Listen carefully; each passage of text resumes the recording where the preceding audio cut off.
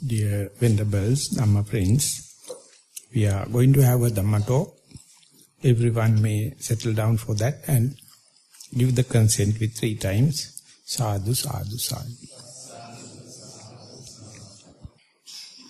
Namo tasse bhagavato arahato samma sambuddhasse. Namo tasse bhagavato arahato samma sambuddhasse. Namo tasse bhagavato arahato samma sambuddhasse. Te man dukkha nirodhang ariya satchang puccanti.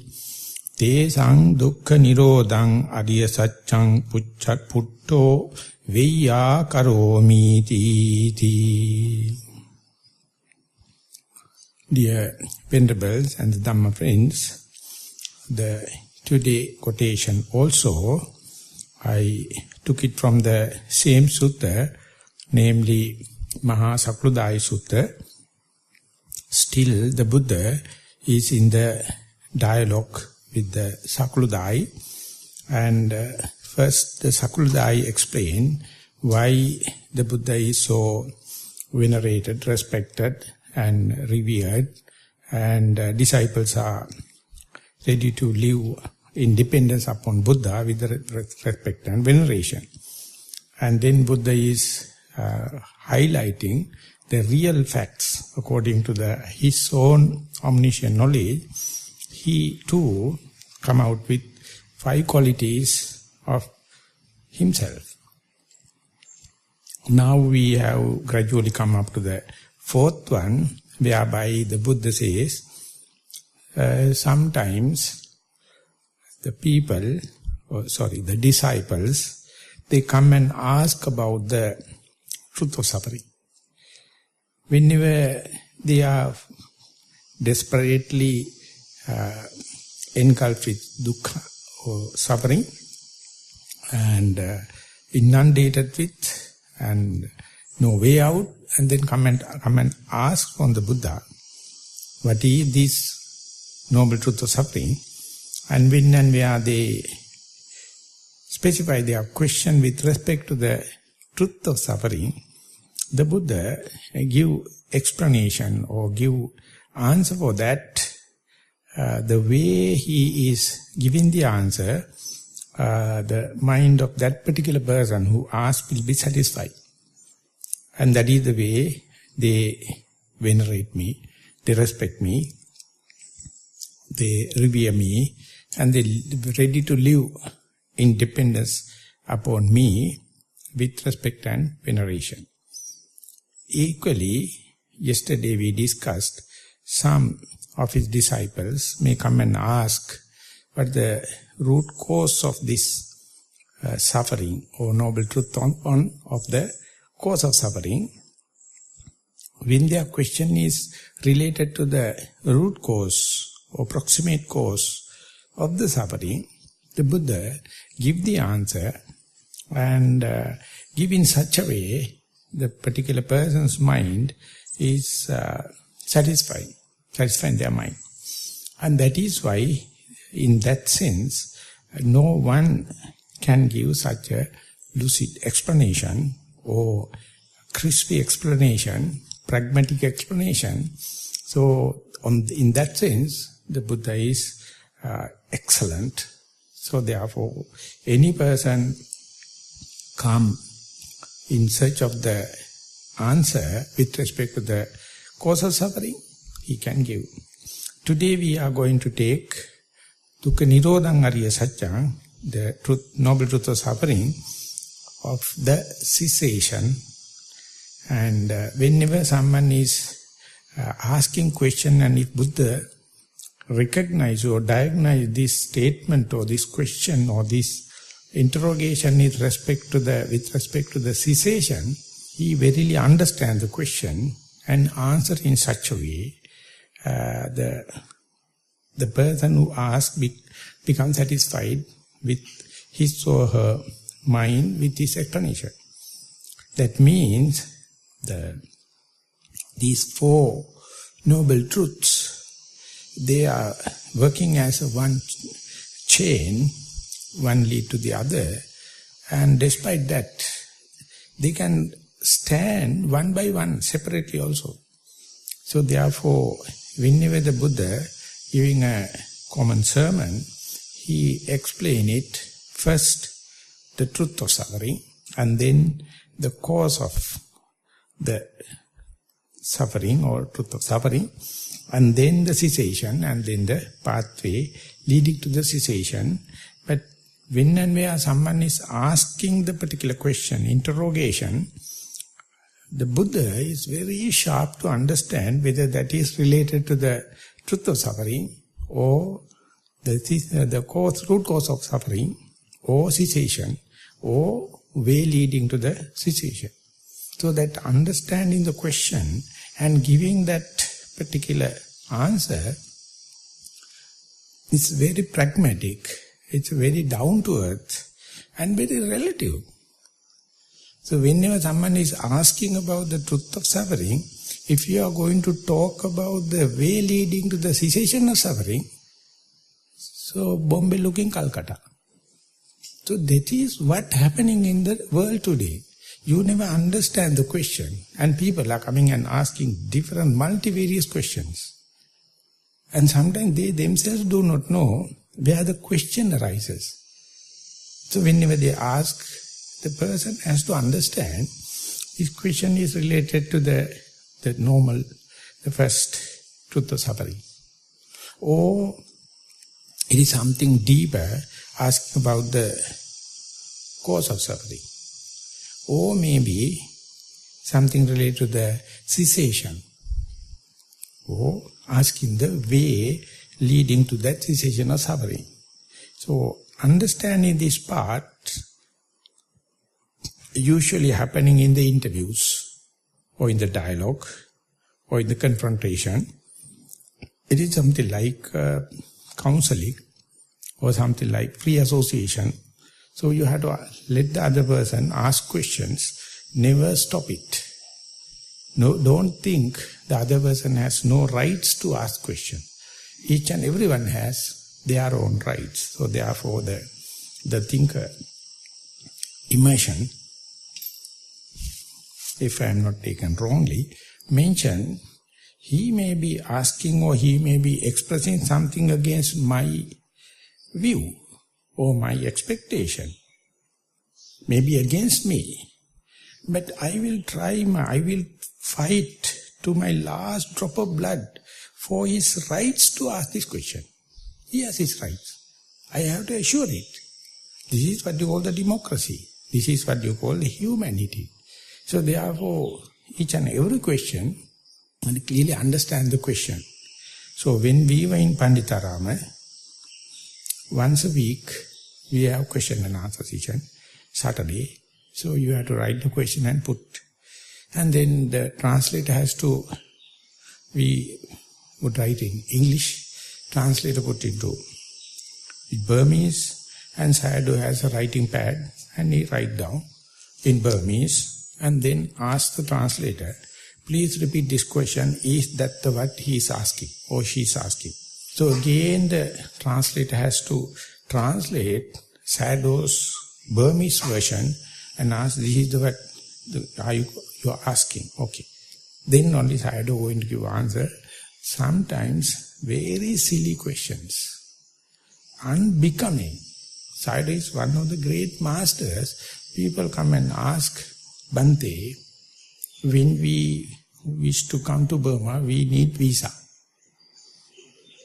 Once we died, if we become Buddha, can still you need visa to come to Burma? These are the type of questions.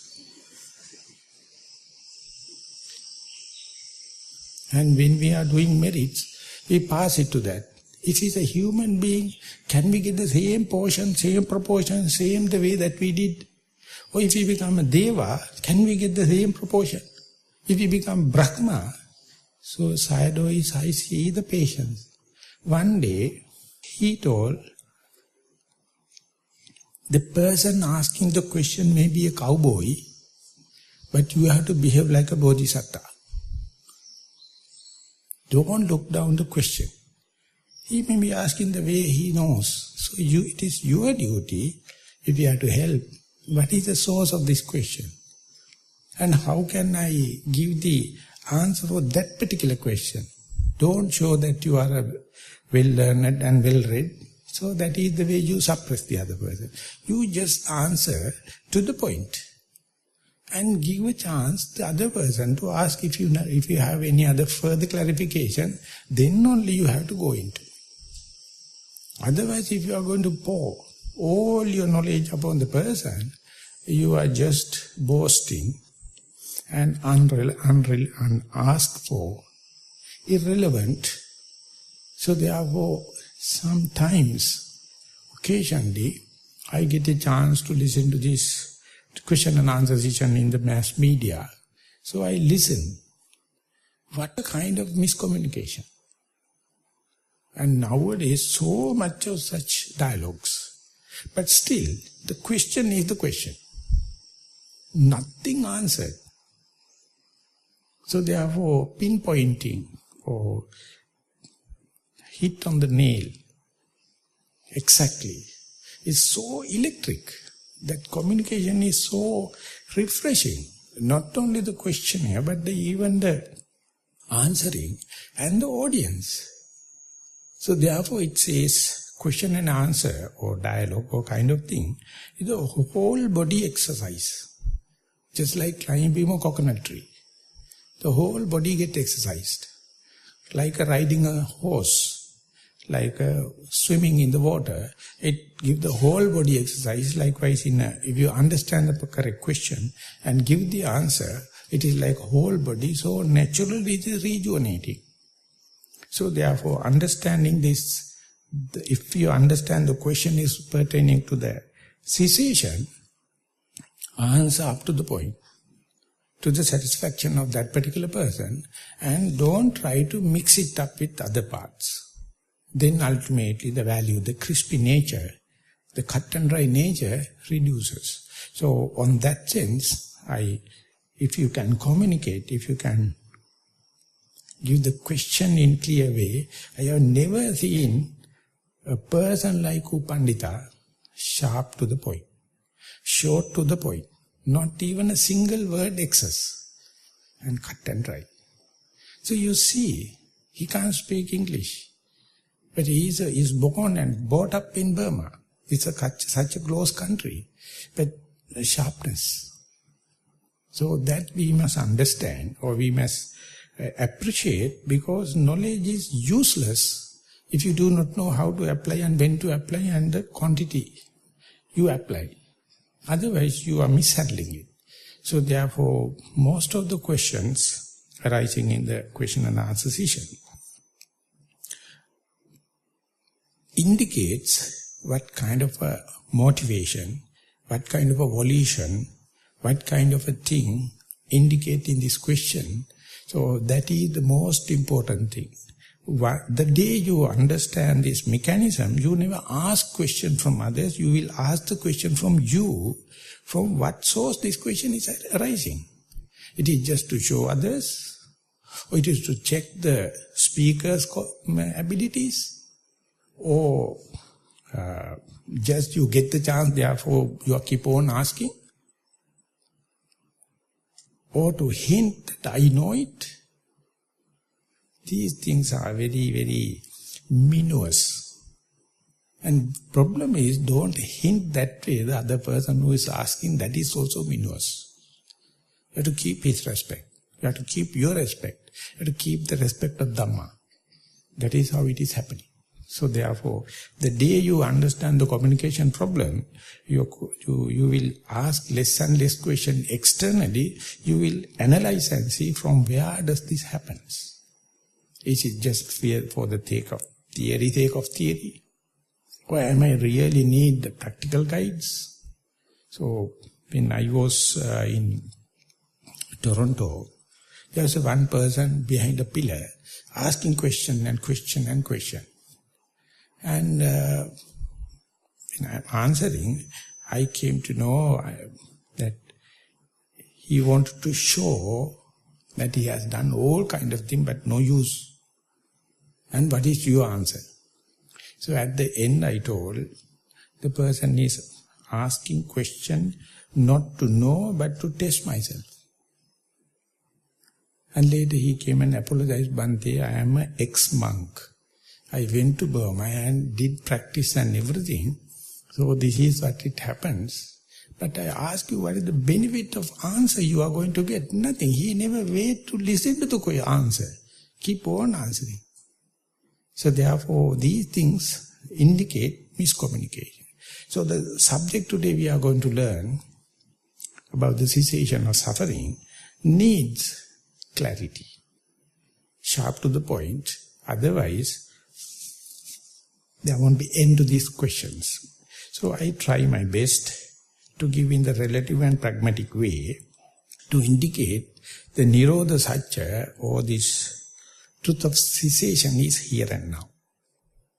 It is not to expect in the next Buddha, or not to expect at the end of the sitting session. No, each and every moment you meditate, you are in Nirodha Satya, but you don't know. So I cordially invite, keep openness and understand, or try to understand. Then not only you are going to understand the sermon, you will understand when and where Nirodha or the cessation happens.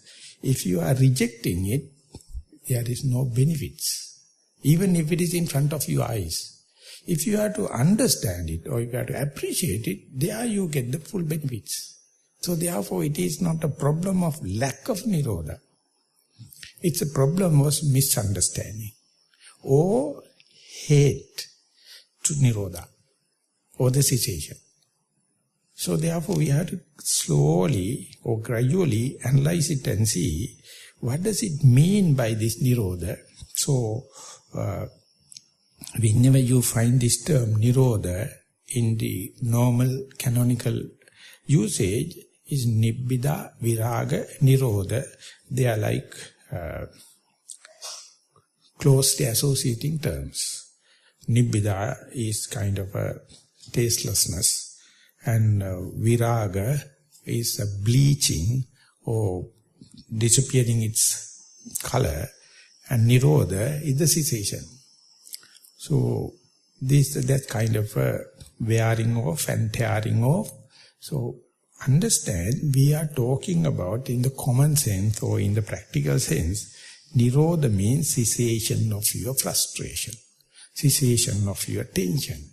So therefore you have to first understand what the tension in our day-to-day life. We are hectic, chasing behind the time, and always with so much of tension, we don't know. So this is called samsaric suffering, or perpetuation of our day-to-day chorus and full of tension.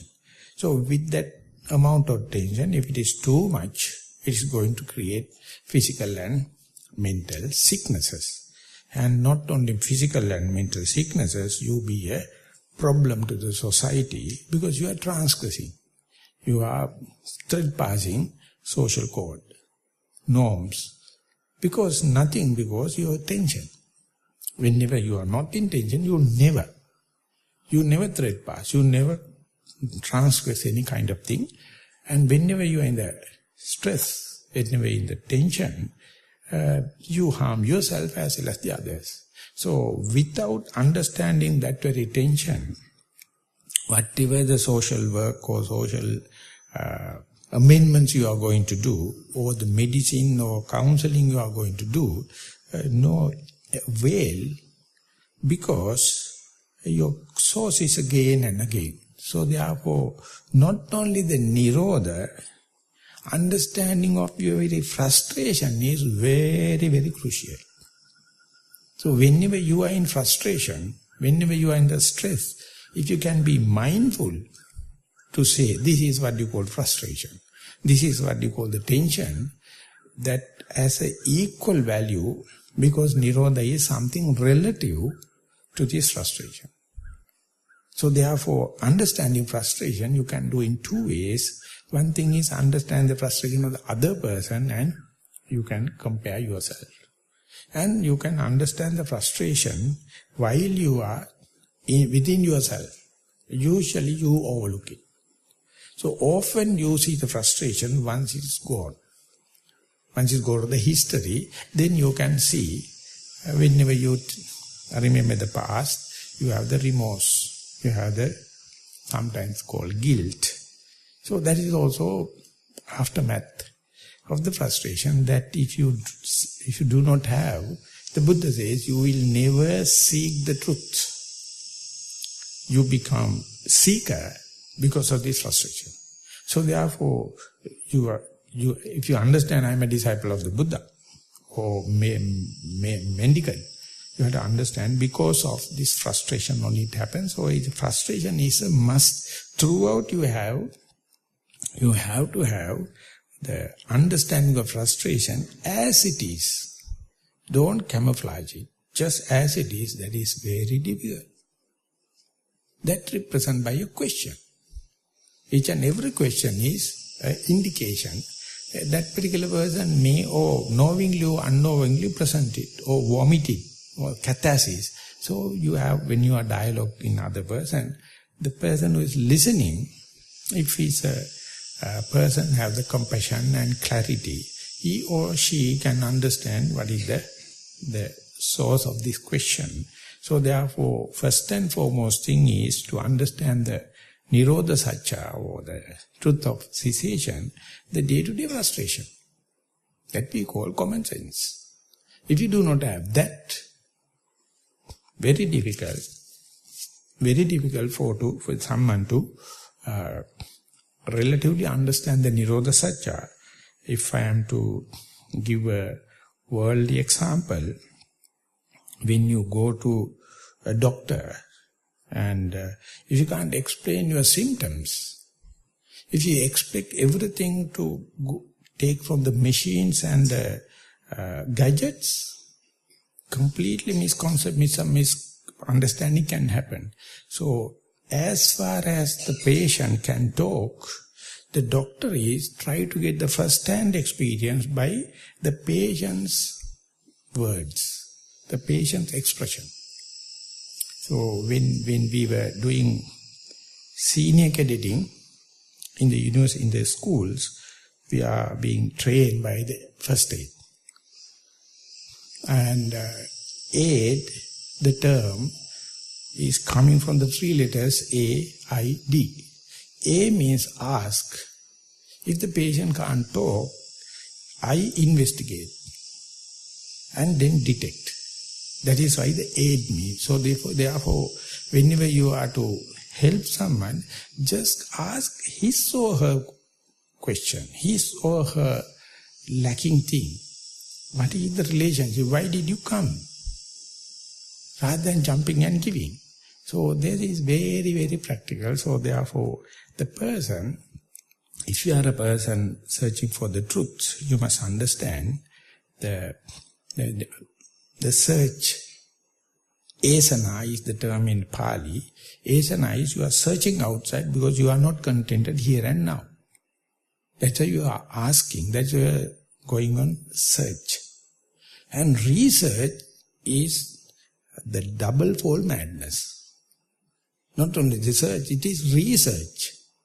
So present day in the world, all the research you can say how much eccentric, leading away from the here now I am. All the research in the world misguiding you not to be here and now, because be here and now appear like mystics. It is not scientific. Any scientific research is the past or other places and otherwise, so it is called outwardly. Methodology is exactly what the Buddha prescribed. The Buddha says, you do research, but it is inwardly, we call insight. So therefore, when and where you to investigate within, of course you have to compare it with outside, that is part and partial. But lacking part in our quest is our basic first-hand experience, who am I and what is happening here now I am. So with that only you can understand this search is basically because of this vacuum. It's something lacking. You are in a necessity. So therefore, that very understanding, don't expect others to come and teach you common sense. But when you are sitting, you have the difficulty. That is why you used to get up and go. When you are walking, it is difficult for you to do so. You feel go and sit down again. And when you are eating in the morning, you get the full stomach. But 6 hours time, again you are hungry. Again you have to go and eat. So at the morning after the breakfast, you are just going to throw away all the food. You are bloody full. I need no anything. I am fully satisfied and not necessary. But again, 6 hours time, you have to go to put a salute and ask another plate. To see this perpetuation. So in Chula Sunyata Sutta, I would like to explain this, the way the Buddha explained, how we are dealing with this frustration, or tension, or vacuum, or unsatisfactoriness. The one day Venerable Ananda go to the Buddha when he was in Migaramātupāsa, Purvarama, near Sravasti. Bhante, I remember one day you mentioned you are dwelling in sunyata, or in voidness, sunyata viharana, when you was at your hometown in Nigrodharama, Kimpulwata. I heard it, but I don't know the meaning. Is it correct that I have heard it, grasped it? Can I ask the same question from you? What does it mean by sunyata viharana, dwelling in the voidness? Then the Buddha says, Ananda, what you have heard is correct. And you are asking also valid. Not only at that time, even now I am in the sunyata viharana. Then the dialogue starts. Then Buddha is explaining the sunyata, that means kind of a cessation of the frustration, cessation of the tension, or cessation of the unsatisfactoriness. The Buddha says, oh Ananda, you see, we are now in Migaramātupāsa. It's like the forest or solitude place. And when you come to the Migaramātupāsa, as far as you are pakkandati, pasidati, santittati, adimucchati, if you are happy that you came to Migaramātupāsa, or you renunciate and come to this kind of a forest dwelling, then as far as you are in Migaramātupāsa and you are happy here, well established, resolute, and please, so much so, you are not worrying about your household. You are not worrying about the horses, elephants, cows, gold and silver, community meetings at the house, because now you came to Migaramātupāsa and you are pleased here, and you are established here, you are resolute here. So therefore, as far as you are living and appreciate very living in this renunciate life, you are completely free of the gamut of this whole frustration, the whole unsatisfactoriness, tension related to your household life. So that is what you call. So now you are sunyata viharana. You are living in void of this huge amount of frustration with respect to the household life, with respect to the community life. So that if you can't understand, so what the kind of nirodha you are asking? When you are renounced, but still if you are thinking back at home, can you imagine any peace of mind? Any dwelling here? Any kind of establishing here? No. Even bodily you come here, you live mentally at home. So then you cannot say you are in sunyata viharana. Maybe occasionally you think about the past, your household and all the kind of thing, but the thought moment Buddha specifically mentioned is when and where you appreciate your renunciation and you are in the renounced place, and as far as mind is established there, resolute there and penetrated there, at that moment the household frustration can't attack you. Household tension cannot come into that because your mind is penetrated with this solitude or forest dwelling. So therefore, more and more you appreciate this, at that very thought moment, it is called momentary nibbana or momentary nirodha. At that thought moment, you are doing away with this unavoidable, unthinkable amount of pressure, amount of frustration, amount of tension. So that it's a very common, very gross, very pragmatic thing. So therefore don't think, again I am reminding, to be whole day, whole hour away from the household. Occasionally it may go back, past, all the relationship, but imagine few thought moments. You are not, or you are appreciating, what a nice way that I am living with other precept holders, meditators. We are depending on something given, food, something given, the bedding, so I am happy here. Not the happiness, it says you are penetrated here. You are resolute here. You are established here. You are pleased here. That thought moment, you are free from that whole kind of thing. So that is the very first stepping stone. And then the Buddha says, Ananda, now we are here, but you see here monks are there, and the forest is there, and it is not, amenities are not enough. Not like household. And definitely you are in some kind of a roughing out. To rough out with. But due to this little bit of rough out, what the kind of, how much frustration you are doing away with, that you have to appreciate, then only the progress happens. The coming to the forest itself is naturally or intrinsically not a comfort life. It is a frustration. It is not going to give everything, but you have to understand this. We are eating, coming from the food coming from the same pot. The beddings and dwellings are decided by someone. So we have to deal with. It is not fulfilling everything, but it is doing away so much of frustration, so much of this thing with respect to the household life or community life. So if you can't appreciate that, you will never entertain, you will never appreciate, you will never establish here, you will never get the resolution here.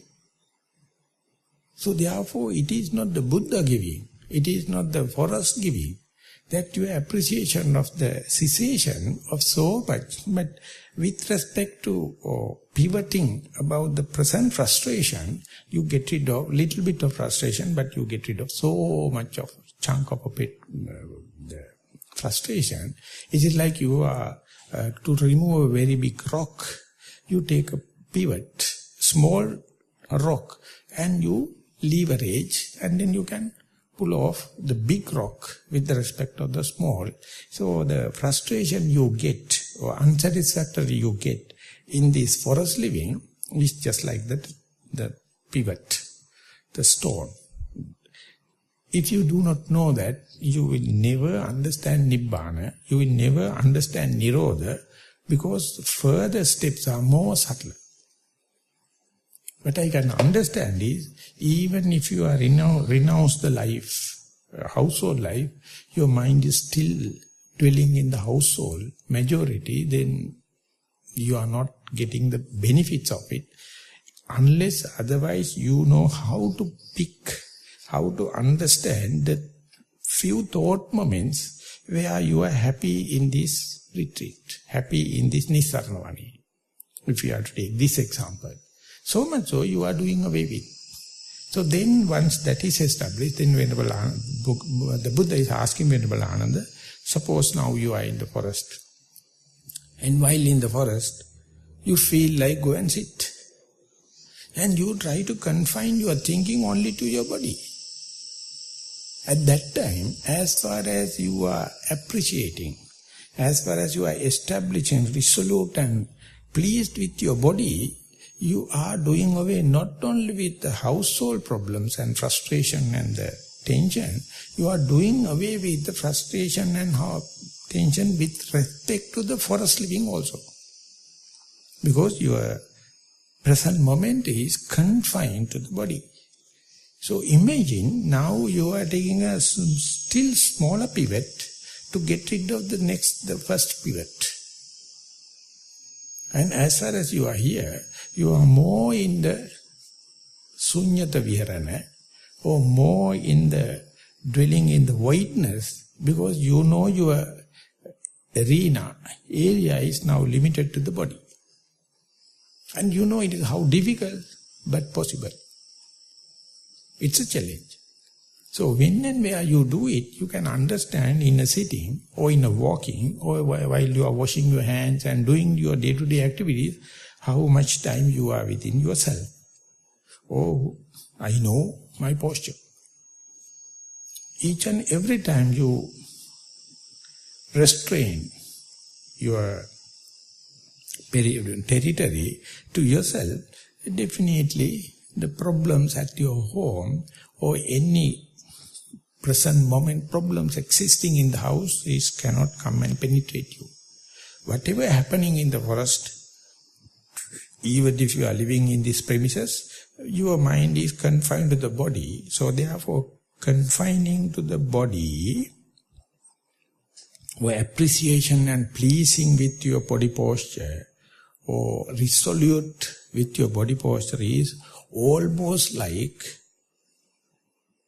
generosity of the whole world. You give up whole world. So therefore Buddha says, being with body means you are ready to give up the whole world. So this is the biggest generous action you can do. It is not by giving food, not by giving clothes, not by giving dwellings, not by giving medicine, but by confining the mindfulness, so to say, to your body, you are doing away with the whole world. So therefore Nibbana, Nirodha is known as Chaga, Patinisagga, Mutti, Analayo. Chaga means giving up. In order to give up, you have to hold something. That is the secret of the Buddha. In order to give up, you have to hold something resolutely. You have to be pleased with something resolutely. Penetrate into something resolutely. As far as you are with resolution with your body, you are generous. Your whole world. So, if you are to explain this to a traditional Sri Lankan Buddhist, whenever such a generous thing happens, whenever such a pinkama happens, they say, how can that be a merit-making business? If it is a merit-making business, there should have drum beating. There should have other perfumes. There should have a lot of people. But there is nothing. You are confining your attention to the body, and someone is going to say, this is the biggest merit. This is very difficult. Very difficult to convince. I have my fair doubt about you people also, unless otherwise you have meditated few days before this Dhamma talk. Otherwise you will never believe, dwelling one split second with your body knowingly or consciously or volitionally. You understand that means at that moment you have already given up. But you never appreciate it. You never appreciate, you would think, if I am at home, I would have done a lot of merits. By being here, no chance to do merits. So people once come and doing residential retreat, they are asking permission to do this merit and that merit. They don't know this dwelling in one place is giving up all. So therefore, holding one thing means giving up all the kind of thing. Imagine you are sitting 1 hour, but 1 second, one time you can be here and now. The Upanishad Sayadaw says, you note, I am sitting. And the next second, you note it, you come to know, I am sitting. Another second, 5 seconds, we'll say 5 thought moments you are here and now. And 1 minute, 60 times. 5 minutes, 600 times. So you can see, amidst of all the past, future, other people, other places, merit making, all the business, you can still have, you can save 30 times, for 5 minutes, one noting per 1 second rate. So this is the task. But it never happens because you never appreciate, you never understand. Being here and now is the biggest generous thing. And the next thing is, no any transgression from the verbal and physical misdeeds. Utterly you are preserving it. But you are asking, am I in Sankarupeka Jnana or am I in Udyabbe Jnana? Talking nonsense. That means you never appreciate be here and now. You never report it. Because you are expecting something magical or something from outside. So the Buddha says, as far as you are living in 1 minute or 1 second, in that minute, in that second, you have done away with your whole world of worries. Not only related to the household life, even related to the forest living. And imagine when you are observing, you see air element, sometimes you see earth element. Now the situation is a little deeper. And then sometimes fire element, sometimes the liquidity. And you see when and where the air element become prominent, it is naturally suppressing all the other 3 elements. That is their own business. So therefore, instead of the whole body, that means 4 elements, if you are only noting, only focusing to the prominent element, conspicuous element, frequent element, by observing 1 element, you can do away with all the other 3 elements.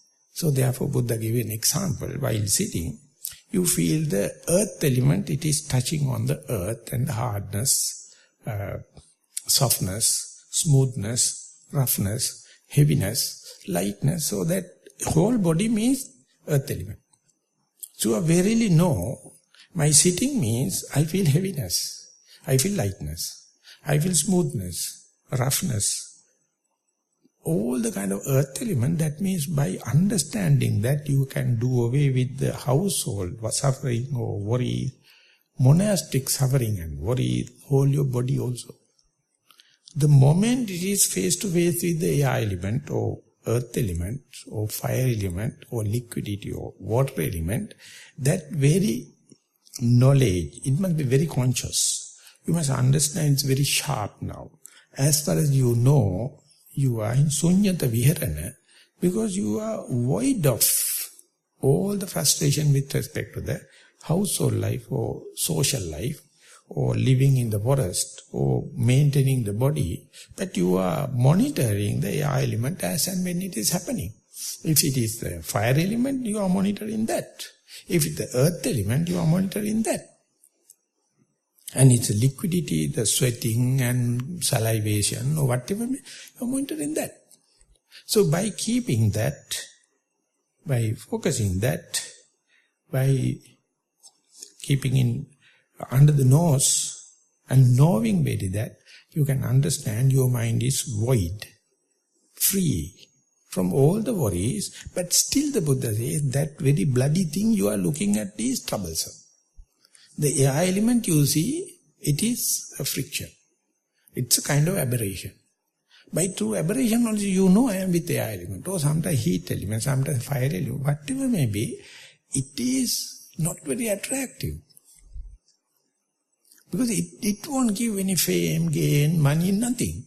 But you know by association, by conscious knowledge, you can done away or doing away so much of frustration. So therefore this air element or earth element what you are taking as the pivot is helping so much for you to appreciate your sunyata viharana, free from all the frustration.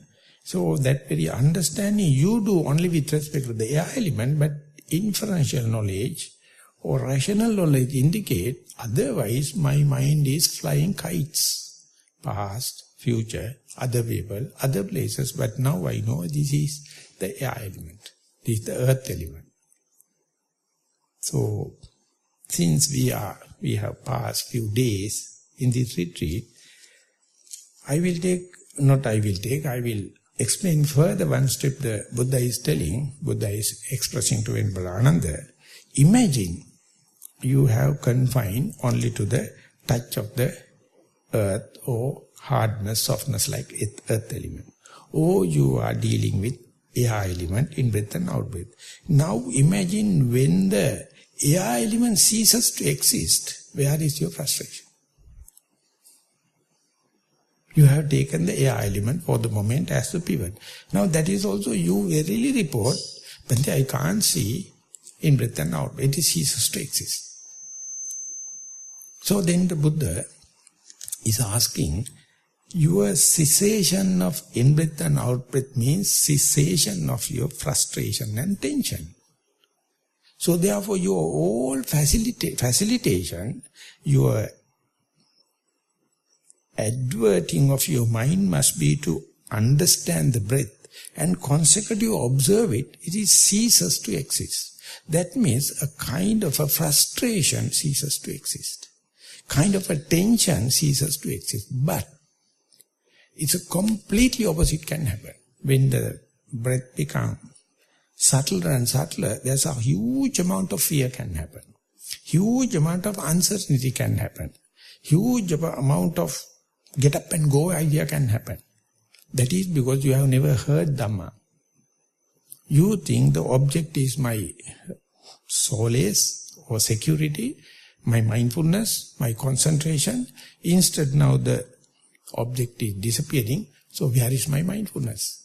Where is my concentration? Where is my limits? Where am I? Who am I? So much of problem. So at that moment, you have to have certain amount of theoretical understanding. You selected this air element or earth element in order to do away with the household frustration and the tension. The monastery household and tension. The whole body so-called tension. Instead, body represented by this air element. Now you are only with the air element. If you tackle properly, if you tackle with the confidence, that is also ceases to exist. So this is, the Buddha says, because of your patipada means your systematic approach of the teaching of the Buddha, because of reduction of defilements, reduction of kilesas. But hardly any person can understand the cessation with respect to that way. So therefore many meditators already understood, already experienced it, but no one know how to facilitate it, what to do next, because the cessation appear like a threat, appear like a source of doubts or entertaining doubts. So understand, the mindfulness will lose because now object is disappearing. Concentration will lose because the object is disappearing. In order to not to get trapped or carried away by that kind of magic of the mind or cunning nature of the mind, my teacher, Venerable Jnanarama used to say, whenever someone is reporting, one day I started, after long struggling, I got the breath in face to face. Now I can look at it, and to make the long story short, now I can see the cessation. And then what to do? Sometimes I fall into sleep. I feel like get up and go. Or I feel like doubts. So that presentation, suppose it is coming to you, when you are answering, you have to tell that particular person, you see, if you are sharp enough, if you are skillful enough in the patipada or this way, and if the defilements are reducing, this is what it happens. The first time when you go there, you are not going prepared. So next time you are in the same meditation hall, you are in the same precepts, you are in the same faith. So therefore next time, go into it, preparedness, that is not brainwashing. You are lucky enough, you have merits, you have potential, so it has came accidentally, but you don't know how to tackle it. Therefore you don't know whether the mind will go to the sleepiness or doubts or whatever maybe. So next time, go prepared. So when you go prepared, still one by one shot or overnight or one listening or one topic, you will not be fully skillful. But if you go prepared, you know to facilitate, just let it go, calming down, and when it is calmed, protect it. Let that calmness set in, and when let that calmness settle down, and you will understand more than yesterday. You can be with it, familiar with it, season with it, master with it. So it very slow, very painfully slow. Now you learn how to be mindful without an object. So far you are in the sphere of gravity. Now you are going to go to the space odyssey or to the beyond the orbit. Now you have to learn how to work in the sphere. There is no gravity. So being here, it is just theory. Being here, it is deductive knowledge, inferential knowledge.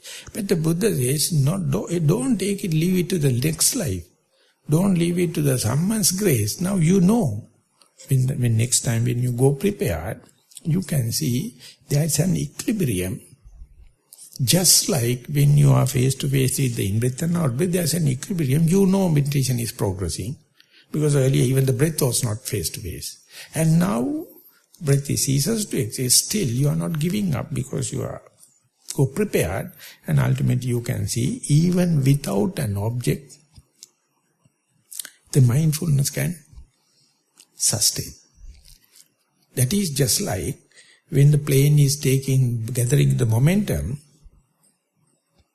after a certain amount of speed, when the shape of the wings are changing from the solid to the air, transference can take place, aerodynamics can take place. And you can see, as far as the wheels are going on the ground, you can feel thudding sound and the shocks and all the kind of thing.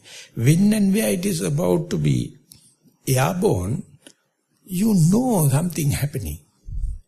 So you see at that time, the captain is telling the message, now we are about to take off, even the staff members should go to their respective place, you must be tighten belts. Because it is very crucial place. So everyone must listen to the captain. So likewise, when you are experienced once, second time when you go there, take it as very important event or significant, important change in your life. So next time also don't change your feeding habit, don't change your sleeping habit, don't change your any other variables, fix it. Don't create mental upset. Let the mind to season it again and again. So when Jnanananda giving that example, he says, now about 200 years we are being familiar with aeroplanes or aerodynamics. Before that, no one thought that iron horse can fly. And at that time, Overwright and Wilbur Wright started this bloody foolish game. 200 years later only we know they are right. They are right. We are the fool, we never thought the iron can fly or metal can fly. Now it is flying. So likewise, whenever the mind is going to take away from the materiality or Patavi Apo Tejo Vayo, or in the sense the cohesiveness, hardness, expansion, contraction, heat, cold kind of thing. And whenever the primary object ceases to exist, you are going to a sphere, more spacious and less friction, and in a comfort zone if you are a learned person. If you go prepared. For that, you need theoretical understanding. You need theory understanding and book knowledge and the listening. And not only that, before it is happening, you have to understand that by rationalization or by the deductive thinking, you can have kind of an idea even without any experience. If such a person going to experience it, he will connect this theory understanding and rational deductive thinking with his experience. This is is so enlightening, it is so electric when it happens. It may happen when you are not in sitting, when you are listening. If you experience it, and one time when you are listening, you can understand, that is what happens. While I am experiencing, I was doubtful. I was not happy with that. Now this is what the Buddha is telling. Now we are going from the material sphere to the non-material sphere. And still the Buddha says there is a kind of frustration. There is a kind of a doubts, uncertainty, fear. Because we have never thought, we have never experienced this kind of unfamiliarity. Doubts can arise. The Buddha says it's valid, no problem.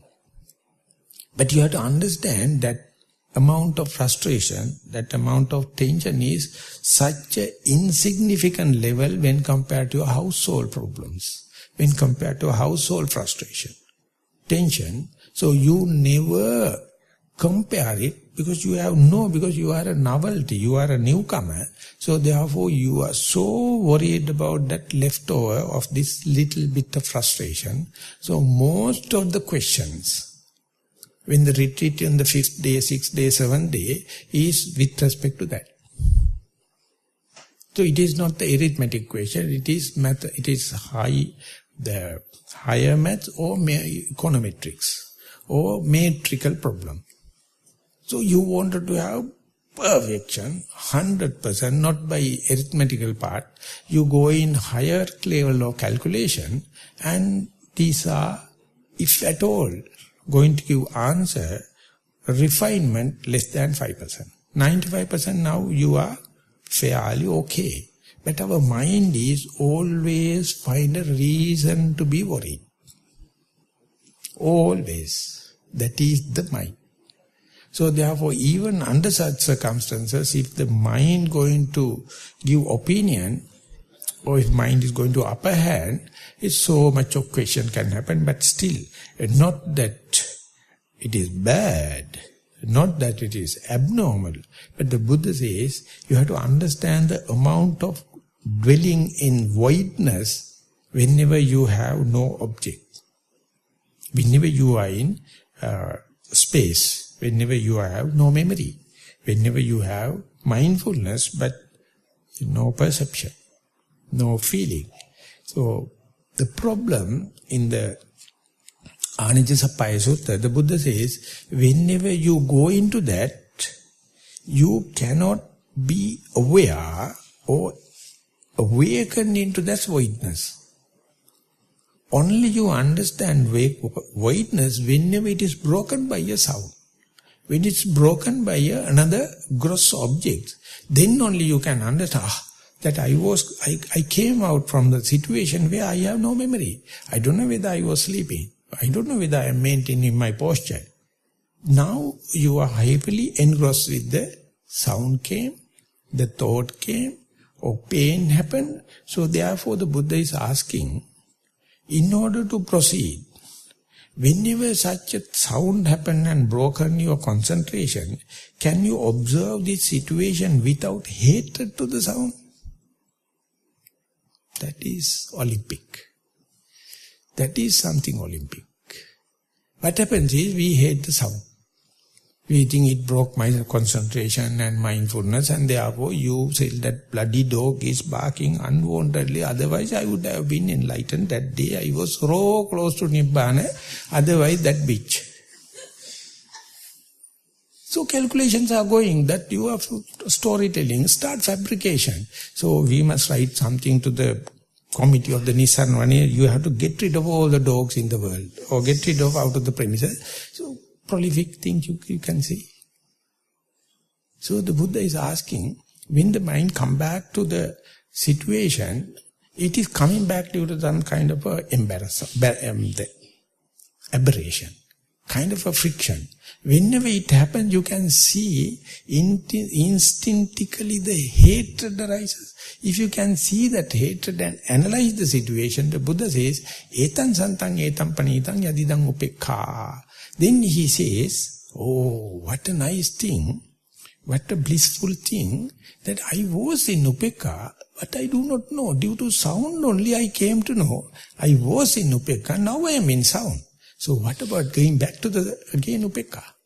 You will never go as far as you are fighting with the beach. Never.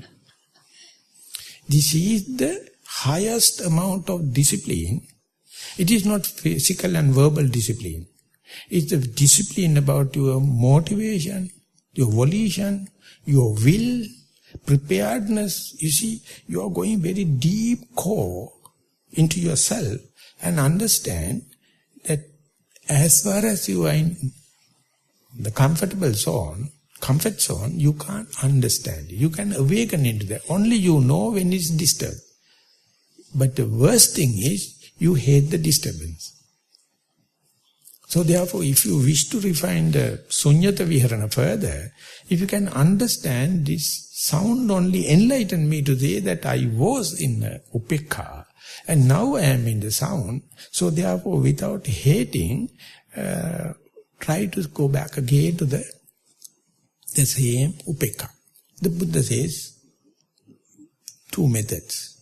One thing is, now you have to understand it's agitated with little bit of irritation and fault finding and self-criticism and pedantic and so much of thing. Instead, the Buddha says, what about take that sound itself as an object, not it as, or advert your mind to the sound. So whenever that sound ceases to exist, again there is a chance for you to go back to the same Upekka. If you know how to make use that bloody distraction. And there's another parallel event. Whenever that is distraction or disturbance happen, your lost breath also reappear. So either you can go to the breath. Or the third part I would like to add is, you can just go back to your body. I am sitting. Either way, you can make use that disturbing sound, or you can see in the periphery again the breath started. Breath is no more as far as you are in calm and quiet. Appear like no. But now it come threshold level, above the surface level, you can feel the breath. So you can, and most important thing, you will see, it is amazing, that breath you see, not disturbed. Even the bitch is barking, the mind is full of analysis and hate, but when you go back to the breath, it's very calm and quiet. So you can say, if you wish to get agitated, go to the sound and the hatred. And if you wish to be calm and quiet, come back to the breath, and ultimately breath ceases to exist very fast. And then again go to the same silence, or same space, or same voidness, or same comfort area, and again you can't expect that it to be infinitely be everlasting. Again it disturbed by a sound or pain or thought. So it must be very skillful. It start definitely with the hatred. You have irritation, you have self-criticism, you have fault finding, you have the expectation of not to have disturbance. No, this samsara is full of disturbance. But you know how to put in the proper use when you are using when you are take the mean advantage of that object or the breath or the bodily posture, you find there each and every time you see the body, it ceases to exist. Whenever you focus into the attention to the breath, ceases to exist. Even the sound is there, it is never lasting, everlasting, it ceases to exist. Soon it ceases to exist, go to the gain, that frictionless area. Or that is to say comfort zone. So now you can see the comfort zone is completely reciprocal with distraction. Distraction is completely dependent upon the comfort. So they are working now, or comfort or distraction. So imagine that you are mastering it for 1,000 and 100,000 times, to the point even the discomfort or comfort equal. That thought moment is not belong to the human world. It is supreme. Distractions are there, who cares? Because it is going to end up with the peace or the frictionless area. When the frictionless happens, it is going to end up with the distraction. So you see, They can't live without each other. The moment you are mastering it again and again without asking question and this thing, you can see distraction is there, the peace is there. They are happening due to the cause and effect relationship. It is none of your business. You are just a distance observer. At a time it is no object, at a time objects. And sometimes it's very difficult to say. You have to ask that question from the particular person. Do you appreciate that frictionless area as the higher advanced state, or distraction as the higher advanced stage of a meditation? Completely four answers can happen. Some people so much of, they have the fear of freedom, fear of unknown, therefore they get lost in no object life. They feel aloneness, loneliness. So therefore they think something hearing and happening is something human, so therefore I like object. But the learned person, prepared person, he knows loneliness is a defilement. I can see I am aloneness, so I can feel the aloneness. It is more true when there is no friction, when there is no, when as far as you are in a comfort zone, but you can't experience it sometimes. You don't know. So therefore some people hate this blank, some people hate the object, some people have the equal to the both, some people never go into that state. As far as you are in the household life, you never go into that state. No chance. Some people go into that, select this is better, this is bad. This is better, this is better, so much so you are again making a trouble. So go or season or master or repeat it 1001 times where even little trouble or peace, both of them are the same.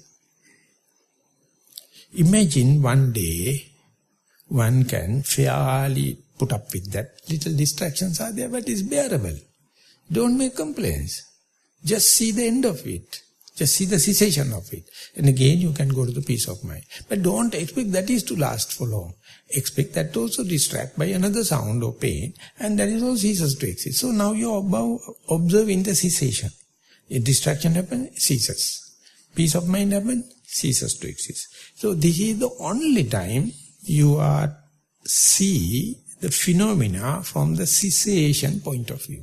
Till that you are observing the phenomena from the arising point of view. Arising point is so emotional. It is so much mixed up with your feelings, likings and dislikings, so much so you will be carried away or washed away by your thinking and proliferation and fantasizing, daydreaming. The moment you try to see the cessation, that's called the Nirodha Satcha, the cessation, you see that you can't do while you are in the household problems. You are in household frustration and tension. You can't live, you can't experience it as far as you are, even you are in the monastery, if you are not happy in the monastic life. Even you can't be, even if you can confine your attention to the body, and if you consider this as a boring, monotonous, sleepy, and all the kind of complaint, you never go into that. So you must have a mindset, you are earning it with your effort to get rid of the household problems. You come to the monastery and appreciate it. Once you come to the monastery, you confine it to the body and appreciate it. Once you confine to the body, you select one or the other elements, and that is, you appreciate it. And then that also ceases to exist, and that also you appreciate or facilitate it, or give condition. And when that comes to the bare minimum, you just see the reciprocal nature or cause and effect nature. You are no more inflicted. You are a distance observer, and that is the way Buddha is looking at the problems. Not that there is no problem. There ceases to exist. The day you accept it, even you have a headache or toothache or whatever problem, naturally that understanding you can apply to your day-to-day affairs and even to the materialistic world, or the sensuous world, don't worry about that. That is the endowment. The day you establish in that maximum, your climax point or highest point, that nature later it is being applied to the normal frictional thing. So you develop not to carried away by the vicissitudes of the world. So whatever the ability you have, it never justified unless otherwise you experience in deep meditation. Then your upekha, or then your not to carried away by the vicissitudes become reinforced, and you can reify it again and again in the meditation. Ultimately you can understand the world is the same, but you know the art not to worry. So whole meditation is, main thing is not to worry. In Sinhala, I call galalla. Unat galalla. So people will come and find that you are irresponsible, you are callous, you don't care and kind of thing. So those who have responsibility, they will take care about the worry. We are the disciple of the Buddha. Buddha mentioned you are in faith, you are in precepts, you are in mindfulness. So reduce it up to the bare minimum in order to get the convincing, get the confidence, and then apply everywhere. Then you can understand people are so happy with the worries. They are searching about worries. More educated people, more so. More rich people, more so. More well-to-do people, more so. So therefore I am not appreciating ignorance. I am not appreciating the poor nature, but I am telling, if you know the technique, even if you have all the good and bad characters, you know how to not to get inflict. The example the Buddha given is, if you put a drop of water into the petal of the lotus, it can hold the water, but when it tilted, it will just drop. It never smear. It can hold. So therefore, the person can say that still the petal is with water. No, yes. It's not smeared. It happens no distance from the water to the petal, but not smearing. So like you can be full of suffering, people are making so much of complaints, still you can see. So it is being depicted or given an epithet. The day before the Buddha's enlightenment, he saw he is walking on a mountain of excrement, not touching. He is walking on the mountain of the excrements or shit. He can walk without touching. So therefore don't worry about the reducing of the suffering in this world, because people are happy with that. Ask them to be meddle with that. Let them have their own dream, don't worry. Mata dakinna, mage ida arinna, mage hine. That is the whole, the demand of the people. Let me see my own dream, don't disturb me. So if it is so, let them have it. But you are a disciple. You know the method. You also get the way out only with respect to the amount of suffering you have, amount of frustration you have, amount of the tension. So therefore, if you do not know your frustration, if you do not know your tension, Buddha cannot help. You must understand and appreciate with respect to only you can go the lack of frustration, lack of tension, or lack of self-criticism, or lack of irritation. And when and where you go prepared, it is like a drop of water on the petal of the lotus, it never smear. So therefore, of course, this is the extraordinary character the Buddha is having, but the way of Dhamma talk and the discussion is to communicate it with the people with full of frustration, full of problems, full of responsibilities, but they must know how to penetrate and go into that frictionless place or comfort zone is always in your mind. You are never deprived of that peace of mind, so you have to understand where to advert your mind, If you are adverting to the misunderstanding and frustration and irritation, you end up with full of frustration and disappointment. And midst of all the frustration and this thing, the mental concomitant is always in your stream of consciousness. That is how the Buddha tackled the problem of Patachara. When she was coming, she was full of disappointment. Everything gone wrong, but still Buddha asked, sister, be mindful. She was. And that is exactly with the Kisa Gautami. Buddha never asked, go and get the white clothes and get 8 precepts and start with Anapanasati and then come back and do my interviews and kind of thing. So his retreat organizers are making so much of fuss. So I am very safe. I say, you go and ask the retreat organizer, they will decide what are the compendium of rules and kind of. I say, I am the real cursor, but I am completely free. So retreat organizer says, stand up, sit down, stand up, sit down. So I look at the game. I look at this teledrama. But don't expect all the time this sequence. The teaching is so radical for some people.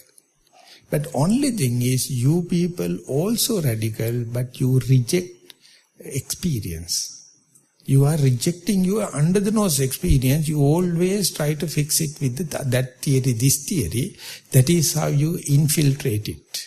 You make it filthy. You infest it. So let the experience to happen. It is not far away. I am not going to enlighten you in this one retreat. Not that I wanted to make you sotapanna, that kind of thing. I am telling you are the masters of rejecting your first-hand experience and reading so much of unwanted books, listening to so much of misguided people and expecting others to tell that you are enlightened. So much so, we have this 108, I don't know how many retreats we are going to have. So much of retreats can happen. But what I am telling is the same. The day you develop your own confidence about the cessation of at least the breath, you can see whether you are dwelling in the void or sunyata viharana or not.